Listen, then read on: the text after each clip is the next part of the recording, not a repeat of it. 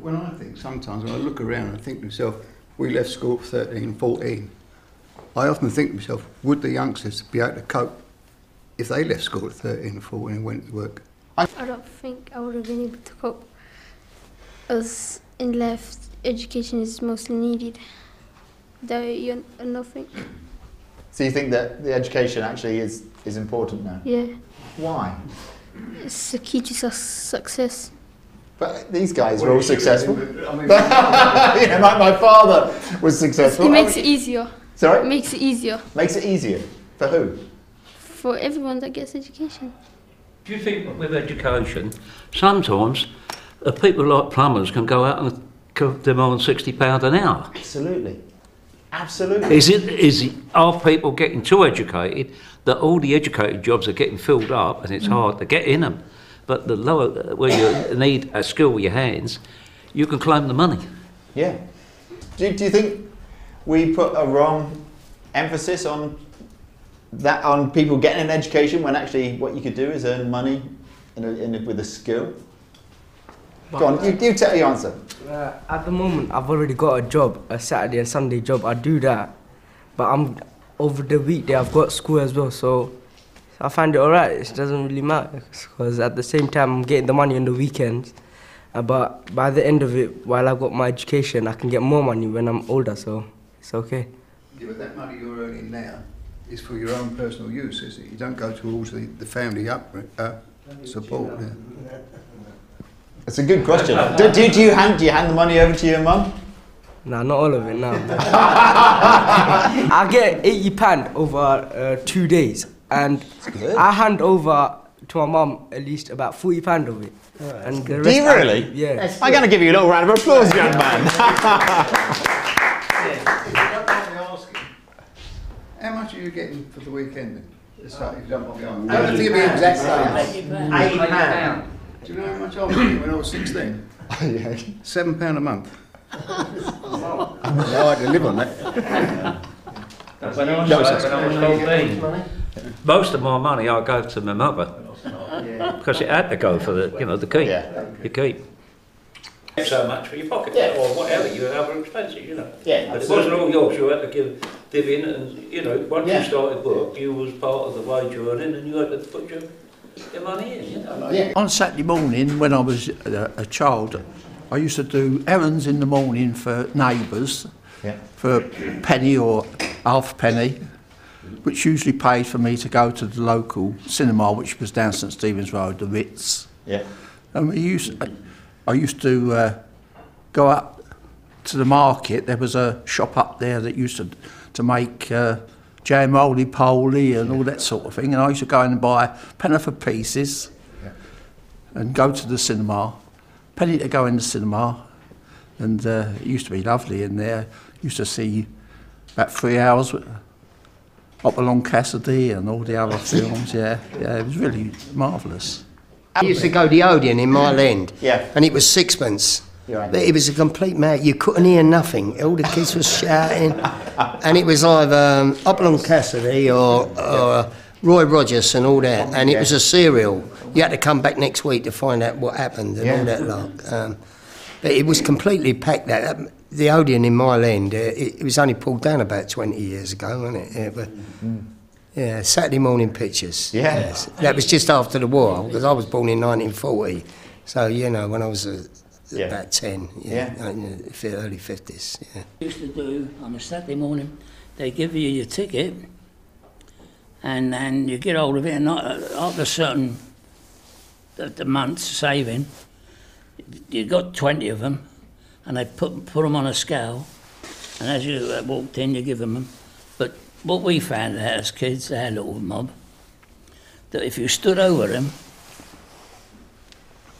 and as they had their scale, their 20 tickets was that side, you'd go, blow on that, bang, you finished up, you was a ticket in front, wasn't you? and the ticket in front, and that's what it was. It was all at the nonsense they were. But what we like thrillers, comedies and that. I don't think they would like it the way that we have it. And it's much shorter than it's not a whole day, it probably lasts 2 hours, 1 hour. but it's more fun because it's more modern and we're into that stuff. Because like they watch One Penny Pictures, we probably would not like it because it's olden time stuff. How else would you see movies? Are there any other ways that you guys? You could just go on the internet or something and watch it. There's no point of leaving your house. You could just watch it on the computer. It's more easier nowadays. Well, did you still get together with friends to watch a film and talk about it? Or to kind of have an event, you know, like yeah, we're all going to meet there and we're all going to... Yeah, like most people nowadays would do that. Go out with their girlfriend or something and mates and go to the cinemas and watch it and then enjoy themselves. I think it won't happen that often. It's not fun when you go by yourself. You're watching a film, you want like more people to mess about in the cinema. Half the time you won't probably watch the film because you're messing about with your mate. So I saved for about 18 months to buy a bike. Yeah. So how long? Till when? Till when? Till I was 27. I'm just out of the war. There's nothing worse than working just for money. That doesn't work. You've got to like what you do. Not only that, when someone gets the money, they want more. I was in the ambulance service for 10 years. Do you feel scared like holding bodies? No. It's just a job to me. People say you got no feeling. I said, no, it's a job to be done, you know. Someone has to do it. Okay, well, I asked you to find out 3 things. Before we watch the film, I would love to hear, not necessarily the 3 things, but anything that anybody's found out that would be good to share for just a minute. Can I come over to both of you? Doctor, and I think that's lovely. Yeah. But he's got to get a profession he likes, because that's hard. But he's worried about the money. Yeah. But that'll go, that'll disappear. I say that it solves all your financial problems, but not your health problems. But it's good to have, you know, it's good to have a few bob. It's lovely. But I like that. I admire him for that. He's going to study to be a doctor. Yeah. Yeah. I think it was your son or something. Yeah, my grandsons. I've got 2 professional footballers in me. Really? Go on, let's share it. Well, one plays for Dagenham and Redbridge. Right. The other plays for Leighton Orient. Fantastic. 2 pros there, yeah. Fantastic. And who are they? So look out for. Jason Demetrio and Stephen Demetrio. Brilliant. Really, really good. They're good players. Couldn't be anything else, really. If I was in your shoes, I'd go and become a physiotherapist. And I'll tell you why. You're only doing a 5-day week. You're on call 7 days a week. Yeah, it's true. You've got no time for yourself. Yeah. It's true. This is Dennis. Yeah. This is Danny. That's very much it. More or less what we were talking about before. You know, sort of school, things like that. Yeah. I know Josh really likes going out and he likes casual gear, he likes training, jogging bottoms and things like that. And when he does go out smart, got a nice pair of jeans, nice pair of trainers, a bit smart like that. But other than that, Go on, you can take centre stage. One of his main jobs when he was younger was he worked at a fish market. And then I think he had a few years in training. What was it? Make it sound like I'm intelligent. Well, I do know that this young man is a sportsman. Right. And I know which school he goes to. I'm good at interrogating people, aren't I? I found about this young man, he's coming up now, he's got a chance to play for QPR, or they're going to see how he gets on. Which is good. He's 15, he lives in Hackney. Yeah, he sounds a nice lad. Well done, that's nice. What did you find out? I found out that he was a printer. He spent a few years in the army. He's a miserable old kid. Well, I was talking to him and he basically was telling me about how TVs and that was back then and how you're supposed to get them back then like, that small compared to how you get it now. And he was telling me that they should put a magnifying glass in them to make it look bigger as well. So he was telling me the first car that he got into, an Aston 7. Austin 7, yeah. That's it. And 1936 was the first time I ever rode in a car. Austin 7. Austin 830. 8 9 inch. 9 inch, yeah, yeah, it would have been. And that's when you used to get the magnifying. That's it. Yeah, big magnifying. And you used to turn all the lights out. Yeah. And all sit down as if you was in the cinema to watch the screen like that. Absolutely, and the valves in the back. Yeah, People waiting for it to warm up. My father saying, turn the television on, the programme starts in 5 minutes. Do you remember that? I used to watch it to the spot at the end. But, not many people had televisions then, and if you did have one, you'd invite the other people down the street to come in and watch it. And you'd all sitting there in the dark or watching the television. Yeah. I found out that he had many jobs. He was an undertaker, and he used to be an ex-footballer. He used to play for Man United. People think that he would support Liverpool, but he's a Man United supporter. He has 2 sons. They're gone big and old now probably. And he used to work for the ambulance service for 10 years. What else? For Christmas they didn't get that much because they only got like an orange or an apple in the stockings. And nowadays what we get is like an apple or something. Some big telly now stocking and probably something.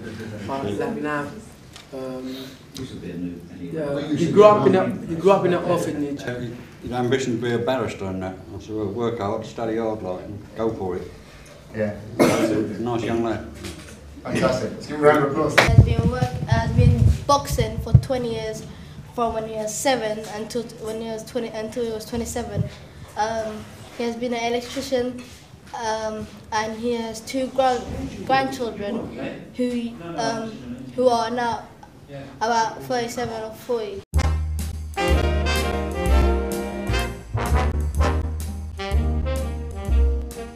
You're nobody till somebody loves you. You're nobody till somebody cares. You may be king, you may possess the world and its gold, but gold won't bring you happiness when you're growing old.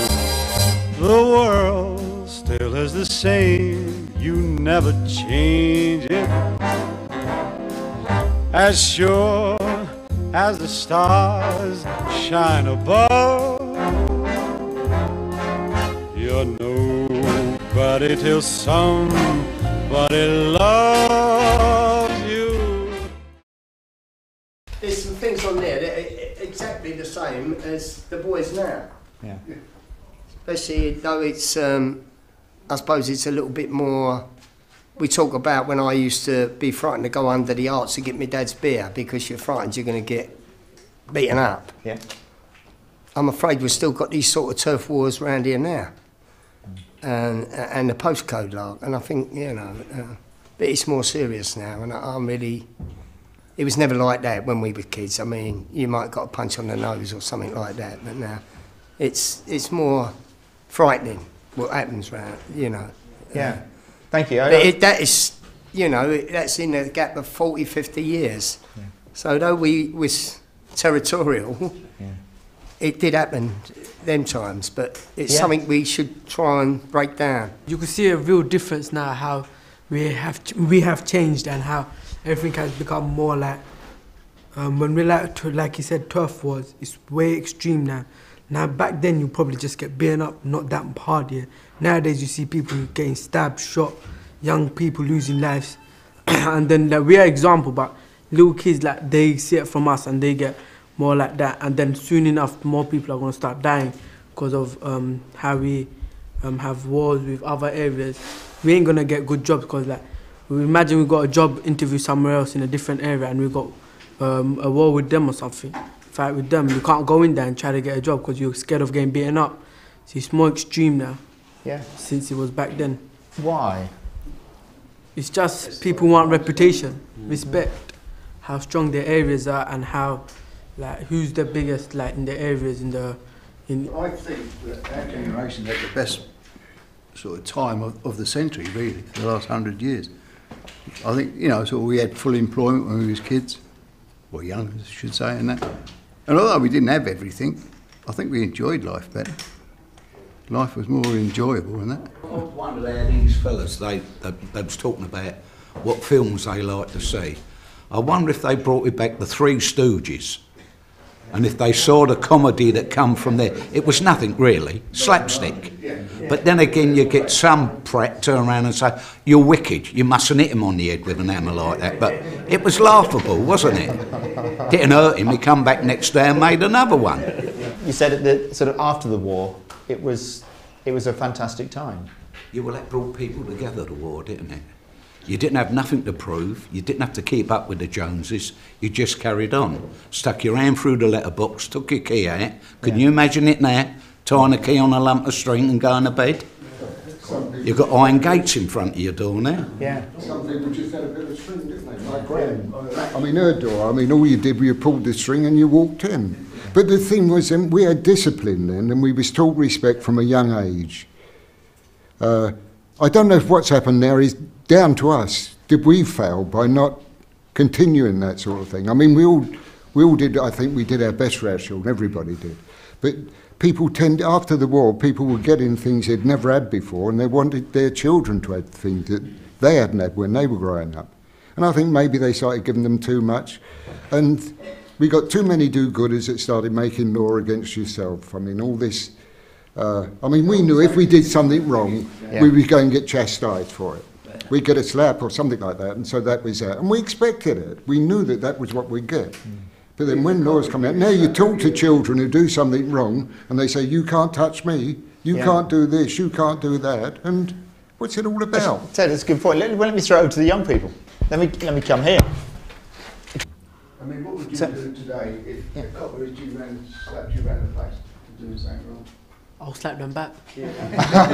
It's interesting. So a lot of people would. They would. Yeah. Nowadays, people don't care about if they get hit or anything, because they know that they could go to someone and tell them, and then that person probably will get nicked by police and put in prison. But back then, you will get slapped for doing one thing bad. Nowadays, everything's changed because of how people get treated. I think it's not harsh enough now. It's too soft. That's interesting. Yeah. Or hit at school and you went home and told your mum or dad, you got another one from them for being naughty. Yeah. Let me go over there. Yes. So. After the war, at the top of Watney Street off Commercial Road. Yeah. The police. You went to school with their sons, and you knew them. I mean, I got named boys who were in a school with their fathers from Lemon Street, Harbour Square, and that. The police come along and said to us once at the top of Watney Street, all young fellas who've been in the service, keep this corner clear, keep this pavement clear. So what did we do? We walked in the road and walked up and down alongside the curb. And the bogey tumbled, he couldn't do nothing. You know what I mean? But now, it's just up in the air. It's interesting. I mean, do you think there's not enough discipline now? I think me. Yeah. I think there's not enough because for that, some kids take advantage of that and just misbehave because they know that they're not going to get disciplined by their parents. So that's why I think it's getting worse and worse each day. But the other end of the stick is, would you knuckle down to discipline like we did? When I was younger, I used to get disciplined by my parents, but now I'm older. I learned from that, and I know how to control myself and behave. So I think it helped. The thing is, there's another big thing is, look how many police stations are closed. Yeah. It's ridiculous. All you've got from now, where I am in Commercial Road, is from the Victoria Park Square, the police. Yeah. You've got nothing down to Limehouse. They're on what do you call it, schedule? Yeah. Bow Road. Bow Road is your mounted police force, the horses up there. It's ridiculous. Sorry? No respect. This is the trouble. We used to, teachers, doctors, policemen, people like that, you respected them. I mean, I remember my grandmother, a silly thing, but when the insurance man went round, she called him sir, because he wore a trilby hat and had a collar and tie on. Yes. I mean, you respected people, but there's no respect now. I mean, nobody respects the police now. I mean, they call them all the names they can, and, you know. Yeah. I mean, you had villains then. There was a lot of villains about. We all knew the villains that were about then. But they kept it among themselves, and I mean, women could walk the street at 1 o'clock in the morning and not be worried. Right. I mean, I'm not exaggerating, am I? Yeah. I mean, my wife will say the same, that you could walk the street that time at night and you wouldn't be worried. Now they're frightened to go out after 7 o'clock. The police force, they've taken them off the streets. Today, if I'm walking the streets along Commercial Road and 2 officers come along, I say, whatever time of the day it is, good afternoon, good morning, I'm glad to see you's about. It's a pity ain't more of you's about walking around here. It did. People sort of disrespect it. It broke up communities as well. Started getting aggressive. Well, I mean, around here, when you think of it, how much it was all bombed and that to be rehoused. So they built, I mean, it had already been built, but they built more on the Beacon Tree estate at Dagenham and that. People moved there. Then people from another area, as they built houses here, moved here. Now, they came from Whitechapel into Old Ford, which, as I said, they're like different countries. They come here and they're on edge, or they don't know how to treat other people. You know what I mean? They feel like they're strangers in a place, and you feel like they're strangers that have moved into your area. Your community's broken up, and people got aggressive. And there's more aggression now than I've ever seen before. People, I mean, they don't queue up for anything now. We used to be well satisfied to queue up to get what you wanted and no pushing and shoving. But now you don't queue up for anything. And you push and shove. Yeah. The thing that does bring people together is sport. Right. Sport. I mean, I've always run football teams, and when I used to play and run football teams, I know Ted boxing. Probably all Ted's got wonderful mates through boxing. And all the people I grew up with, it was through football, just grassroots football, playing over the park, playing over Hackney Marshes. And I'm still with them friends now, when we're in our 60s and 70s. Yeah. And I've knew them when we was all kids together. And I think it's still the same with the kids today. No matter what colour or creed you are, if you're good at sport, you'll always have plenty of friends and you'll get on well with people. And you'll mix. And I don't say brilliant at sport, I don't say you're going to play for a professional football team, but enjoy sport, whatever sport you do, and you'll have plenty of friends. Yeah. I think that's a good breakdown of society.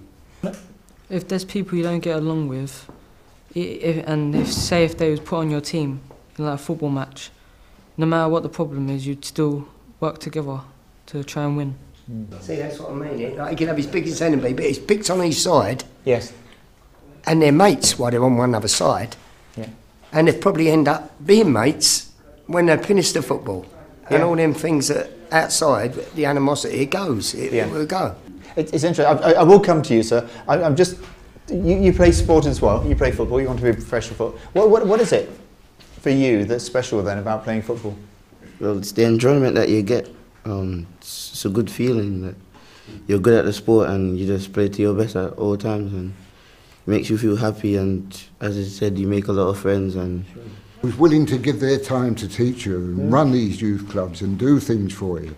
Now it's the hardest job in the world to get anybody to run a youth club or do anything in a youth club. I don't know what's happened, but I mean, this is how it is now. I mean, if you start a youth club, who runs it? You know? Question, Andy. Yeah. Do you go to clubs? Yeah, there's one right next to my area.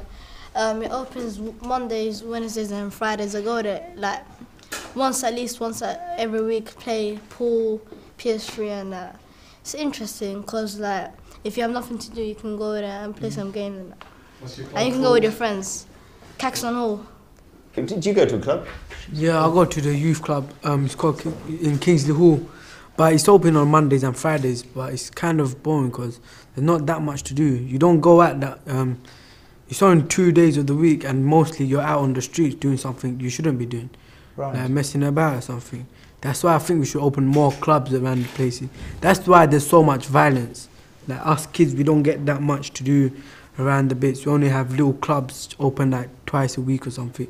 That's why. Yeah, I go to the same club as him. We both go to Streets of Growth, and as he says, it's only open twice in a week. And well, there's nothing actually there that much to do, like except for playing pool. And then, like, there's so many people there. It's just hard to get a go at playing pool or going on playing Xbox 360 or something like that, it's just hard to get on, have a chance at doing it. So Yeah. if there was more, it would help. But you know. Okay, generation. Sir, yes. Would the young people like to have lived in our generation? Interesting question. Thank you, sir. I would love to, because you feel more safe, and like now it's more like a modern rich day. Back in the days it was more like poor, and that kind of bring families together, and everyone would be happy, and everyone would just be together, and that would make feel happy. From your sort of background as such, your communities have got more, I think, more community spirit than what ours is. Is it? Do you find that? Do you think? No, I wouldn't like to live there, because it's what we have today. I think is much better. Because back then you have some little TV with a magnifying glass. But it's the TV, the be all and end all. Yeah. You spend all your time in front of a computer, and messing about in games. Is that life? It's better like that. We have more fun. Then as we're growing up, we have the education, and then we could get a better job. And we might as well live. Education is good, yeah. Do you think there are you living now then have more opportunity? Yeah, we got more things to do. There's less likely of a war happening. Are getting our heads blown off or something. It's better now. Okay, I would say no and yeah, because because you don't want to go back to that place, working the long hours, getting the less money and all that, and also like not having, like how Iqbal was saying, small TVs, not being able to. But back then it was safe, much safer than how it is now. So it would be alright to go back there, but have what we have now. So like that. So you would like. So would you prefer this time or back then or like that? Question. Well, I'd like to, what Danny said earlier. I'm glad I was born when I was born. I wish I'd have been born 10 years earlier, because I think I missed a lot. I would have liked to have gone in the army. I missed the army by 6 months, national service. I would have liked to have been a teenager during the war. Not because I wanted to see all the blood and thunder, but I think it was a wonderful experience. And I'd like to have, what I know now, if I was a teenager just after the war, I think you had the greatest opportunities then to make something of your life. There's plenty of work about it, and if you did try and get a bit of an education, you could have ended up a very rich man. But most of us didn't go for education because we was all the same, you know, we was content with what we had. I don't envy anyone now, and I've got 9 grandchildren, and I hate to think of them stuck in front of a computer night and day. In the lovely summer days, they're stuck in front of a computer with a machine in their hand, and that's their life. Yeah. It can't be right. It can't be right. And some of them don't come out sometimes, so they've got no mates. But I think they've got mates on Facebook and things like that, but that's not. Actually, as I say, the young man over there like to live in both worlds. Now, Yes. I admire the ambition that these lads have got. They want to be doctors, they want to be professional footballers. They got all we had was we'd either go in the factory, and the big thing what you had was to get an apprenticeship. Yeah. And they paid you next to nothing for 7 years to get an apprenticeship, and that was it. But these people have got marvellous opportunities out there, you know. But then again, I like the community what we had. No, I agree with you. I said that what we had when we was youngster, doesn't matter how much money you're going to earn, you can earn £200 a day. You won't have the companionship, the friendship and the trust that we had when we was kids. And the fun and all, and we made our own fun, didn't we? And the open air. Money's not everything. Getting into trouble. Going out with your friends, like getting into trouble now and again. Just with your mates and that outside, just having good fun with each other, playing and that. So you think your circle of friends, your group of friends are good friends? Yeah. That when you get to a senior age, you will still have those friends? Yeah. Yeah. I wouldn't like to be young now. I think they've got too many pressures. I think there's too much. Yeah. No, yeah, but I'm just saying, I don't envy them their life, because I think they've got too much pressure. They say there's so many doors open for them, there's not. How many people are unemployed now? They weren't when I was young. How many jobs were there then, like carpentry and things like this that people could do? But you don't, you know, people were good at different things. You had, well, wheel coopers, all sorts. There was all sorts of people that, you know, jobs to go, but they haven't got them now, and it's all a struggle. You're all pushing for something else. The kids do get a lot of bad press, and I think a lot of it's, you know, it's unnecessary. There's loads and loads of good kids out there. It's just 2 or 3 that always seem to spoil it for the majority. And I'm proud of the boys that you brought here. Yeah, and these typify a large yeah. percentage of young people today. They're not untypical, are they? It's a small minority. No, you only see the bad things. Yeah. You see, but the bad things keep hitting us, and you don't want to see people, youngsters keep dying through stab wounds and Christ knows what, are being shot, and that's terrible. You know, you go to war to like the things like that, not for supposed to be out enjoying yourself. Mm-hmm. Yeah, absolutely. Yeah, but thank you. I think you've summed it up. And I hope really, that I hope this, when it's finally finished and we can do the rounds with it, it will open a lot of youngsters and a lot of people our age, because there is this fear of crime, the fear of a big boy of 13 outside your door that's 6 foot tall. I'm frightened to go out there and get a packet of fags because he's sitting outside there. But it's not like that, I know, because I walk about all the time of the night. And it is this, this is the thing we've got to break down.